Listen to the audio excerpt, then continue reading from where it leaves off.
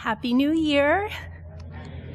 I thought what a wonderful way to start off our first service of the new year with this Today I Choose, and it happens to be a communion day. Like, what a wonderful day to start off the morning with saying, like, yes, I chose to be here. Yes, I choose you, and I hear your voice and live.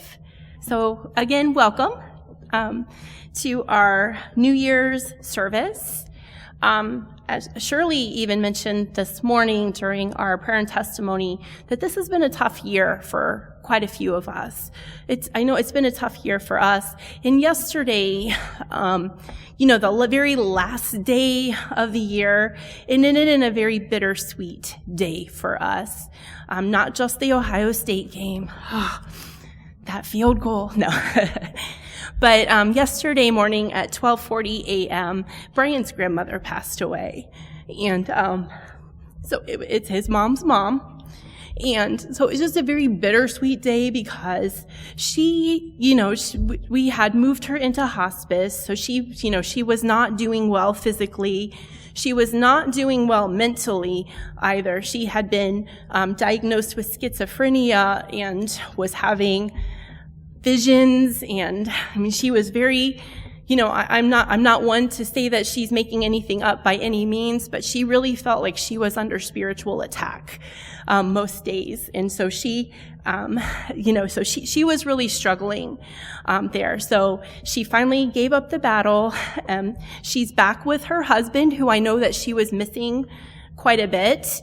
So he had been gone for a number of years. And so, she has not been happy for a while, and she's not been physically feeling well, mentally well. So it was a bittersweet goodbye that we had to do yesterday.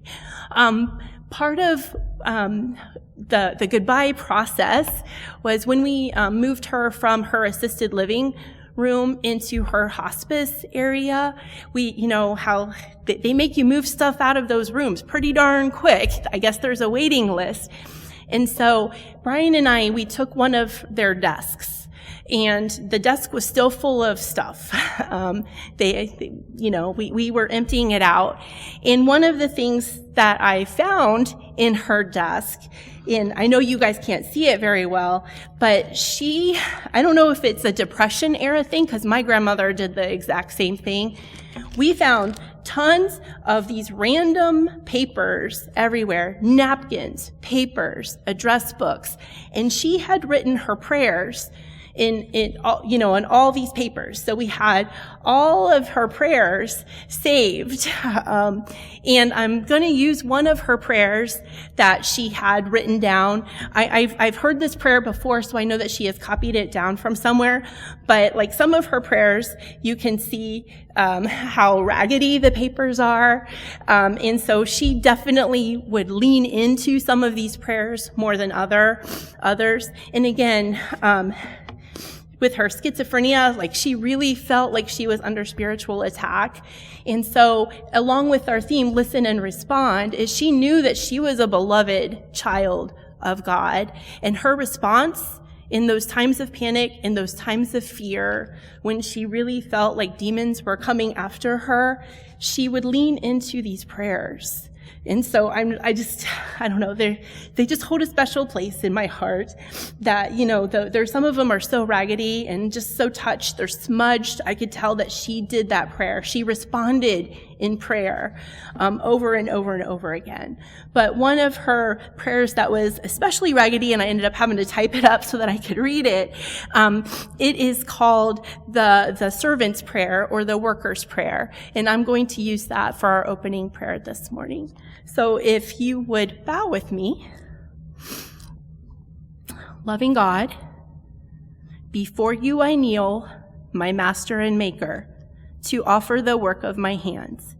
For this is the day you've given your servant. I will rejoice and be glad. For the strength I have to live and breathe, for each skill your grace has given me, for the needs and opportunities that will glorify your great name.